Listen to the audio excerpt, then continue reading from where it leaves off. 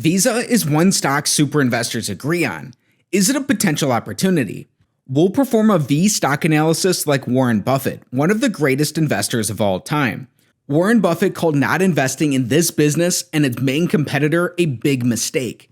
Thankfully for Berkshire Hathaway, even though Buffett didn't invest in Visa, one of his investment managers, Todd Combs, did. We'll reverse engineer his decision-making process to look at the most telling business numbers before estimating not one but two fair intrinsic values for Visa. Along the way, there'll be a key bonus metric that just might be the tipping point when analyzing Visa for your stock portfolio. Then you're going to want to watch till the end when we give our rating. So, is Visa a potential opportunity? Right now, Visa trades for $233.38 per share. Year to date, their stock performs neck and neck with the market. Visa's up 12.5%, while the S&P 500 is up 10%. In the last 5 years, it's also close, but Visa's beating the market. They're compounding at 11% annually. In the last decade, Visa opens this up and they widen this out. Visa has compounded at 17% annually. They crushed the market over this time. When we go back before the global financial crisis, Visa was publicly listed 15 and a half years ago. In that time, they've compounded at 17.5% annually. Visa's crushing the market in the last decade and a half. That's not all for shareholders. Right now, Visa pays a 0.77% dividend yield. Their average dividend yield is added to these gains in their stock. But the burning question is, why should we be paying close attention to Visa? Right now, 24 different super investors own Visa. These include investors who have beat the market for a long time, including Chris Hone, Chuck Akre, Wally Weitz, Terry Smith, and Thomas Gaynor. Warren Buffett himself doesn't own Visa. One of his investment managers at Berkshire Hathaway, Todd Combs, does. Combs first bought Visa in 2011, and he's added a few times since then up until 2016. For the most part, he's held his initial position. Visa's up more than 10 times since he bought the business. Dataroma has a cool feature that combines all super investors' portfolios. When these are added together, Visa is the 6th most owned stock by super investors. It's fair to say Visa's a value investing, high quality favorite. Right now, Visa trades $17 below its 52-week high. The company is up more than $40 from their 52-week low. There's some short interest with 1.5% of their shares sold short. How big is Visa? They're one of the biggest companies in the world with a $476 billion market cap. Visa is the largest payment processor in the world. In fiscal 2022, it processed over $14 trillion in total volume. Visa operates in over 200 countries and processes transactions in over 160 currencies. Its systems are capable of processing over 65,000 transactions per second. Now with that background, let's dive deep into their numbers. Starting with metric number 1, we want Visa's average return on capital in the last 5 years to be above 14%. A normal business earns 7% returns on capital. Looking for a benchmark that's double this can build in margin of safety based on the quality of the company. Visa earns returns on capital in between 20 and 30% throughout these 5 years. Most of these were around the middle of the 20% range. Their returns have increased in each of the last 3 years, climbing up from 21% in 2020 to around 31% today. When these are averaged out, Visa earns 25% returns in a given year.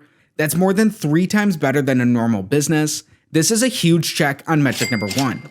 Metric number 2, we want growth to support their high returns. We want sales, earnings, and free cash flow growth. These all need to be up. This is all or nothing.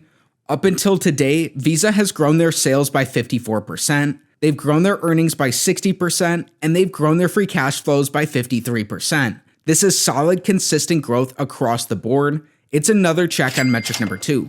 Metric number 3, we'll look at Visa like a shareholder in the company. We want earnings per share growth. We learned their earnings have grown by 60%. At the same time, in the last 5 years, Visa has bought back 10% of their shares. They've lowered their share count by 1/10, which increases the ownership for shareholders in the business without shareholders having to spend a dime. Because of this, their earnings per share have grown pretty fast. They're up over this time. It's another check for metric number 3. Metric number 4, we want free cash flow per share growth. This is almost the same story. The only thing is their free cash flows grew just slightly slower than their earnings. Their free cash flows grew by 53%. With these 10% share buybacks, Visa's grown their cash flows per share. It's another check on metric number 4. Visa's perfect through 4 metrics. Before we get to their balance sheet and estimate their fair values, how about we check in on our bonus? Right now, Visa pays a 0.77% dividend yield, but is it safe and does it have room to grow? That's what we want to see through our bonus. We want Visa's dividends to be supported by their free cash flows. This is the case in each of the last 5 years. Visa has both grown their dividends and they've grown their cash flows. They easily support their dividends today. Visa has a very low dividend payout ratio. This is what we want. It's a check on our bonus for Visa. Visa seems like a good dividend growth stock. In recessions, it's businesses with too much debt that can have the biggest losses or even go broke. Metric number 5, we want Visa's net debt to be below the sum of their free cash flows in their last 5 years. Visa ended last year with $4.8 billion in net debt. Today, they brought this down. They have $1.8 billion. In the last 5 years, they produced $66.4 billion of free cash flow. They earned $17.9 billion last year alone. In their last 12 months, they've earned $18.7 billion. They could pay off all their net debt with just about 1 month's worth of free cash flow. That's insane. Visa's in a very strong financial position. This is a huge check on metric number 5. They use a very small amount of debt compared to the free cash flow they earn in their business. Flawless through our first 5 metrics, does Visa have what it takes to go 6 for 6 on our analysis and be a perfect select 6 stock? Let's find out. The big metric of them all, metric number 6, we want Visa's average 5-year free cash flow divided by their enterprise value to give us a yield that's above 5%. This is the first of 2 ways we'll use Visa's free cash flows to estimate their fair value. Right now, Visa has a $479 billion enterprise value. This looks at Visa like a private company. It includes their debt and their market cap. In the last 5 years, we learned Visa produced $66.4 billion of free cash flow. This means they produce $13.3 billion in an average year. When we divide that by their enterprise value, we get a 2.8% average free cash flow to enterprise value yield. Currently, Visa produced $18.7 billion of free cash flow in their last 12 months. When we divide that by their $479 billion enterprise value, it gives us a 3.9% current free cash flow to enterprise value yield. That's about in line with the yield from the 10-year treasury. Unfortunately, both of these are below the risk premium we want. This means coming in all the way on metric number 6, this is our first and only X of the day for Visa. Don't just throw the business out. You'll want to see what their fair value per share is before you stay for our rating.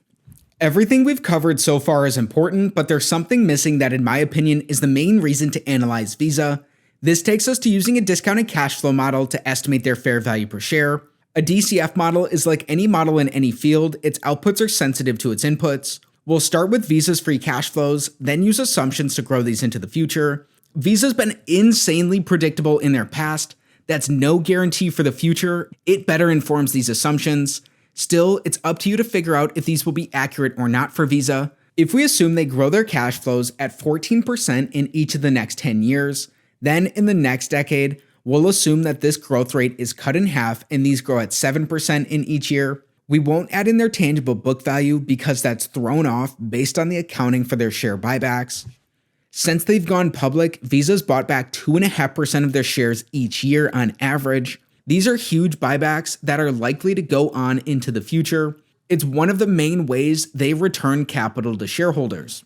If we want a market-beating return of 15% like Warren Buffett, at today's valuations, an estimate of Visa's fair value per share is around $141. Keep some key points in mind. Visa's been very predictable in their past. That's no guarantee for the future. In the last decade, Visa's traded for a median price to free cash flow of 31 times. Today, they trade below this at 26 times price to free cash flow, although they have traded as low as 17.5 times. Similar with their PE, right now they trade at a 30 times PE.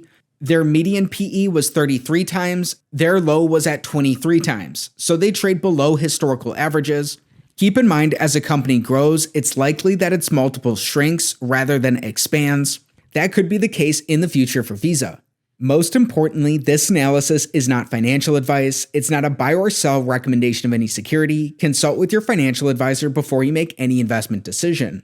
Warren Buffett cares about the numbers, but he cares about the qualities of a business even more. Let's learn about Visa's business qualities.